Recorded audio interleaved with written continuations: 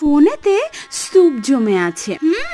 এত ভিডিও, যাকে যাক, চলো চলো একটু গল্প করি। ছাদে হয়েছিল গায়ে হলুদের ছোট্ট করে একটা থিম। রোদ গরম তো ছিলই, কিন্তু আমাদের আটকায় কে? একটু ফাঁকা পেতে কনেকে ঘুরিয়ে নিলাম। হ্যাঁ জানি তোমরাও বুঝে গেছো কোন রিলসটা বানাবো বলে। ওদিকে চলছে ক্যামেরাম্যান দাদাদের কেরামতি, আর এদিকে মাখামাখির জন্য হলুদের প্রিপারেশন। তারপর আর কি শুরু হলো অনেক অনেক ফটোশুট আর ভিডিও।